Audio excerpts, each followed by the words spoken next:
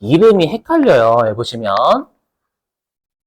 자, 이름은 대손세 공제신고서거든요. 이름은 대손세 공제신고서인데 문제는 뭐냐면 여기에다가 대손세 공제된 채권을 회수하는 것도 입력을 할 수가 있어요. 그렇죠? 그래서 여러분 조심하실 게 여기 이 대손세 공제신고서는요. 그냥 이렇게 외우시는 게 나아요. 대손세 공제신고서는 대손세 공제를 받거나 대손세 공제된 채권을 회수하면 토해내야 되잖아요. 둘 다 입력을 채권자가 일단 입력을 다 해야 돼요. 그렇죠? 그럼 입력하는 방법이 좀 까다롭다라는 거겠죠. 그렇죠? 그래서 좀 잘 보세요. 입력하는 방법 어려우니까 입력하는 방법도 잘 보여주셔야 돼. 보시면 여기 당초 공급일이라고 있죠. 당초 공급일. 그럼 당초 공급일은 내가 외상으로 판날 때 채권 발생일이에요. 채권 발생일이에요. 여기에다가 채권의 발생일 적어요. 좀 잘 외워주세요, 여러분들. 그래서 채권의 발생일이고요. 알죠? 자, 그 다음에 문제는 얘 때문에 그래요. 왜냐면 여기에 대손 확정일 있으니까, 그래. 대손 확정된 날짜구나. 이것만이 아니다라는 거예요. 이건 쉬워. 뭐냐면, 이건 쉬운데, 이건 쉽다면 여기 더 검은색 할게요. 우리가 대손이 확정된 연월을 입력하는 거 상식이에요. 근데 여기에다가 뭐도 입력해야 되냐, 우리가 만약에 내가 지금 4월 달부터 6월 달 1기 확정 신고 때 요때 대손세 공제된 채권을 회수한 거예요.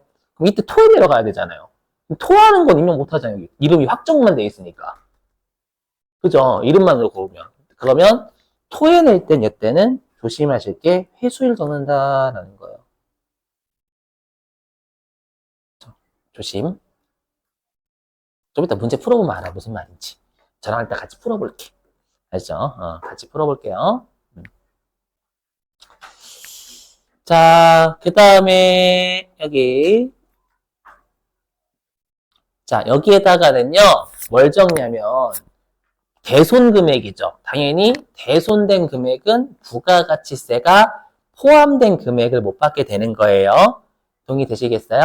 그러다 보니까 당연히 우리가 부가가치세가 포함된 숫자를 적어줘야 돼요. 좀 우리가 세액도 같이 띄워 먹히는 거잖아요. 금액만 띄워 먹히는 게 아니라. 그죠?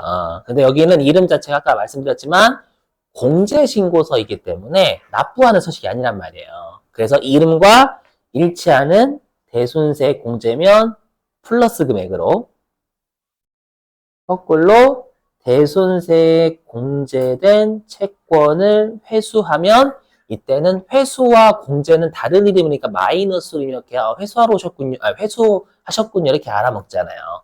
그때는 마이너스를 하셨죠. 이렇게 해주신다라는 것도 주의. 그리고 제가 여기 캡처를 못했지만 여기에는 110분의 10이 있어요. 제가 아까 110분의 10은 신고서용이에요 라고 했었죠, 여러분들.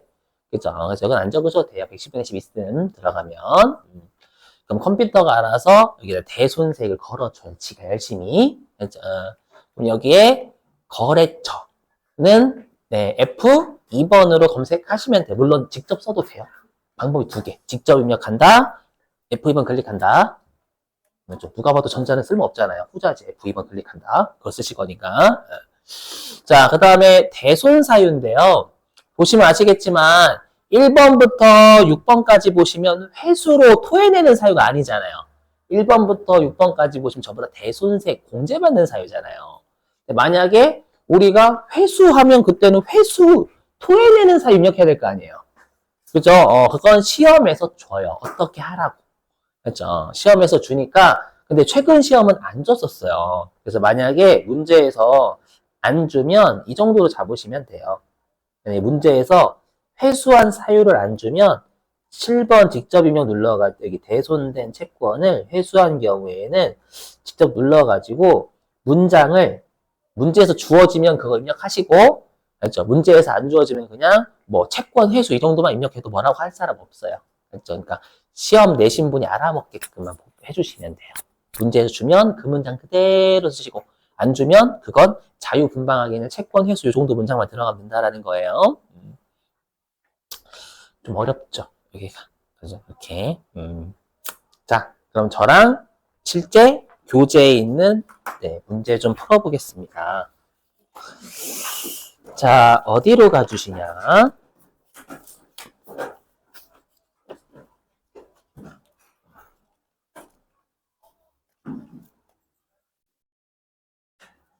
어디냐면, 저랑은 518페이지 할 겁니다.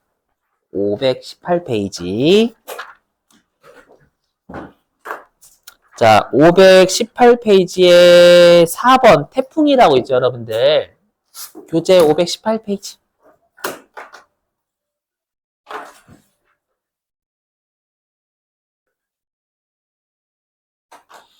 근데 아마 지금 검색이 안 되실 거예요. 그 회사 코드, 왜냐면 우리 아까도 말씀드렸지만 겹쳐요, 회사가. 그 오전반이랑 2400번 태풍으로 검색 안 되시죠? 그죠?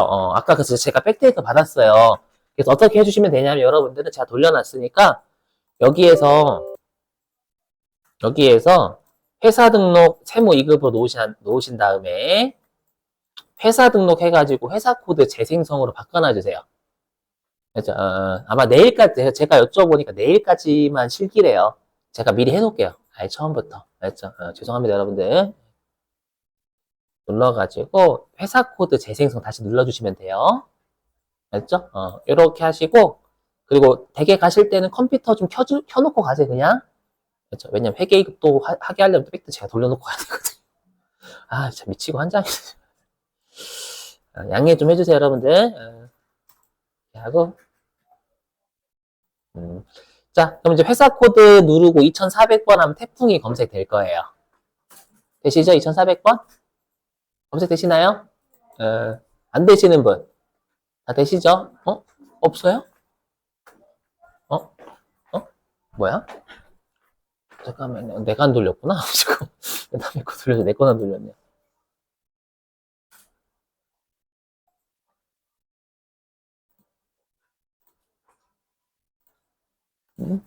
없어요, 거기? 맞아요. 하셨어요? 오케이, 그리고 재생성. 여기 누가 앉았었구나. 프로그램이 없길래.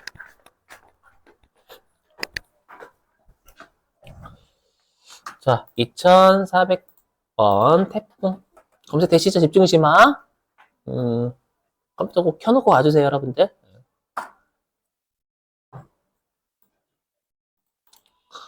자, 저랑 풀 건 4번입니다. 4번이 좀 기출문제하고 유사하다라고 생각을 해주시면 되겠습니다.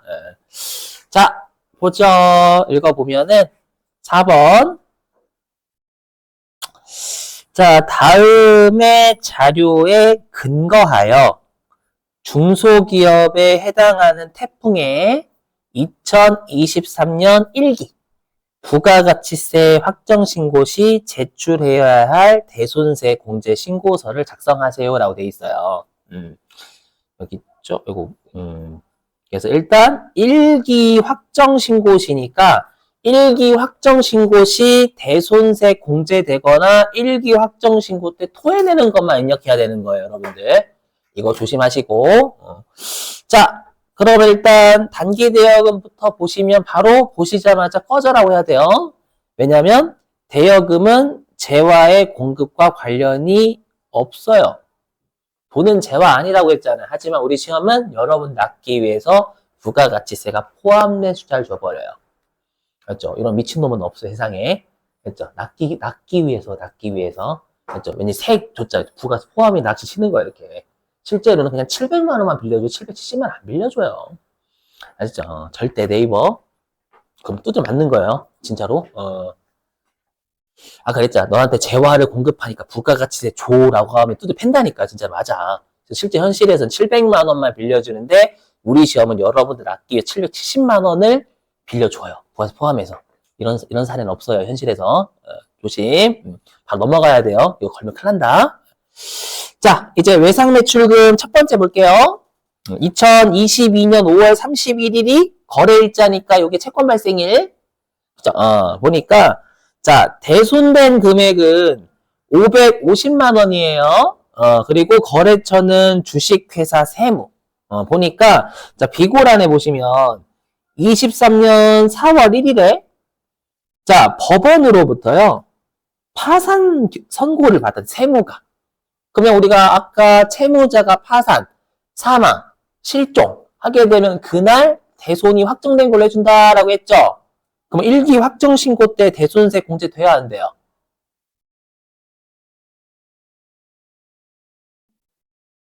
되죠. 4월부터 6월이면 맞죠. 1기 확정 신고 때 대손세 공제 가능하겠죠. 그죠? 그럼 질문. 만약에 이거 2월 1일 날 확정되면 2월 1일 날 파산되면 돼요. 그죠, 그죠. 확정 신고로 미뤄서 해줘요. 조심. 그래서 되는 거예요. 그럼 얘 입력해 볼게요. 대손세 공제되는 거니까. 자, 메뉴는 부가가치 가셔가지고 여기 부속명세서 원 여기에 대손세 공제 신고서라는 게 있어요. 자, 클릭 하셨죠? 그럼 날짜는 일단 4월부터 6월로 세팅해 주시고 자, 여기 외워주시는 거예요. 당초 공급일은 우리가 채권 발생일이에요. 채권 발생이니까 거래일자. 우리 시험에는 이건 저자분이 만드신 문제여서 좀 애매해요. 시험에선 실제로 언제 채권이 생겼다라 줘요. 그래서 2022년 5월 31일이 되겠죠, 여러분들? 자, 2022년 5월 31일 이렇게. 자, 그리고 대손이 확정된 날은 파산된 날. 근데 주의하실 건 부도면 발생일로부터 6개월 경과한 날이에요. 이거 따지셔야 돼. 그래서 만약에 얘가 시험에 4월 1일 날 부도가 발생했다라고 하면 언제 확정이 되는 거예요? 6월이요? 10월 2일. 그렇죠. 10월 2일이니까 그때는 2기 확정 신고 때 받을 수 있기 때문에 가면 안 되는 거예요. 아셨죠? 오케이. 자, 얘는 가능하죠. 파산이니까. 그래서 2023년 04월 01일에 대손이 확정됐고, 그 다음에 대손된 금액은 당연히 부가가치세 포함된 숫자. 맞죠? 플러스로 마이너스로. 그렇죠. 플러스, 왜냐면 이름이 공제신고서예요. 공제받기 위해서는 부호 그대로 잡아야 되겠지. 그죠? 그래서 플러스 550만원. 되셔요? 이렇게. 자, 됐고요. 그 다음에 이제 엔터 눌러가지고 거래처로 갑니다. F2번 눌러서 세무 검색하시면 될 거예요. 세무. 대손 사유는 1번 잡으시면 파산이었으니까. 파산 1. 이렇게. 되셨죠? 자, 그 다음에 이제 2017년 6월 30일 잡을게요. 세 번째 거요. 자, 보니까 2017년 6월 30일에 채권이 발생했어요. 맞죠? 일단 10년 이내는 맞죠? 2023년도니까. 자, 1650만 원인데 비고란 볼게요. 비고란에 뜬금없이 갑자기 2019년 1기 확정 신고 시 대손세 공제를 받았대요. 왜냐면 상대방이 파산해서. 맞죠? 이거는 2019년도니까 조심하세요. 이거 입력하면 난리나요? 2019년 입력하면 난리나요? 보니까 2023년 4월 2일 1650만 원의 60%를 회수했대요. 그러면 4월 2일 날 회수했으면 이때는 우리가 토해내러 가야 됩니다. 토해내야 됩니다. 라고 입력을 해야 되는 거잖아요. 그죠? 그럼 요거는 여러분들 조심하실 게 시험에 어떻게 낚시를 파냐면 정말 낚시를 하게 되면 2019년 예를 들어가지고 3월 2일 대손세 공제를 받았던 이렇게 장난친단 말이에요. 우리는 지금 대손세 공제는 회수, 토해내러 가는 것도 입력해야 되는 거니까, 입력할 수 있으니까. 그럼 4월 2일 날 회수했으면, 이제 대손세 공제된 채권을 회수했으니까 토해내러 갈게요. 입력해야 되는 거예요. 요 날짜로. 맞죠? 그래서 4월 2일이지, 요 3월 2일 하시면 안 돼요. 이건 대손세 공제 2019년에 받아섰겠죠. 되시겠어요? 무슨 말인지? 자, 그럼 얘는 우리 1기 확정 신고 때 토해내야 되는 거 맞으니까 토해내는 거 입력해야 된다라는 거예요. 맞죠? 그럼 얘는 어떻게 입력하냐? 자, 두 번째 여기 찍고. 자, 2017년 이제 채권 발생일은 날짜 조심해야 돼. 여기 06월 30일. 네, 여기다가 확정일만 쓰는 게 아니라 요 날짜에 회수하면 토에 내려갑니다. 라는 토에 내는 회수일자 입력해야 돼요. 됐죠? 그럼 언제? 4월 2일. 그래서 2023년 04월 02일. 자, 그러면 지금은 공제신고서라는 서식인데 지금 토해내는 거잖아요. 그럼 부호를 거꾸로, 그죠? 마이너스로. 대신에 1650만 원에 60% 곱한 거죠. 그렇죠. 이건 해야지, 여러분들이. 계산기 쓰셔야 돼요. 계산기 1650만 원 곱하기 0.6 하면 990만 원 나오네요. 990만 원. 그렇죠. 그럼 마이너스로 잡아야 되겠죠. 마이너스 하고 990만 원. 이렇게 해야 대손세액 공제 신고서에 음수돼야 90만 원 토에 내려갑니다. 라잖아요. 마이너스. 그죠? 자, 그리고 거래처는 우진.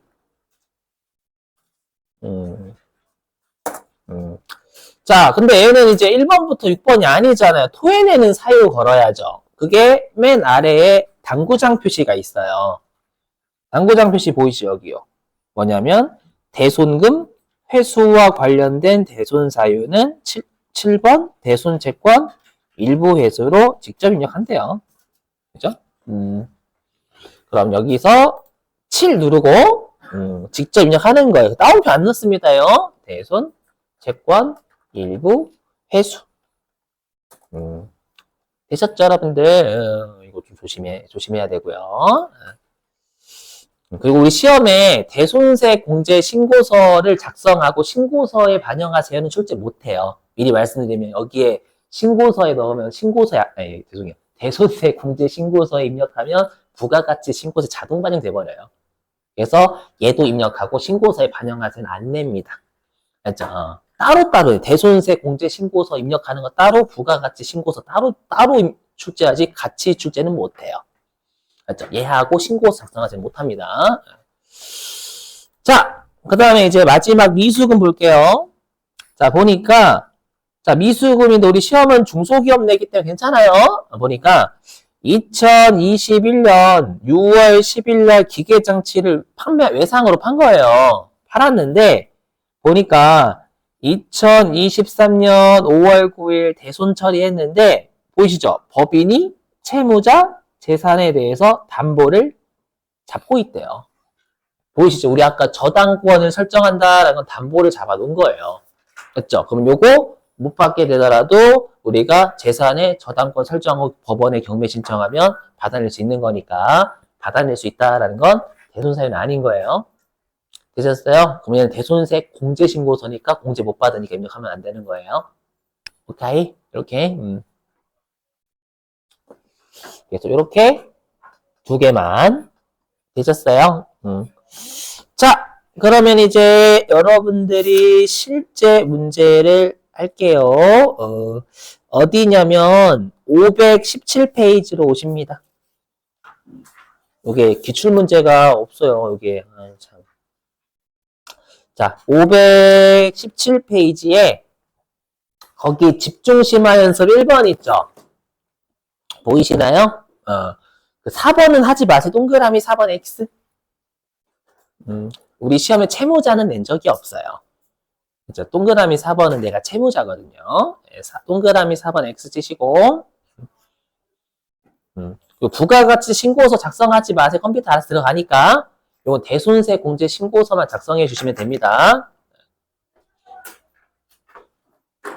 네, 부가가치 신고 하지 마세요. 알아서 들어가기 때문에. 예. 자, 회사는 2600번.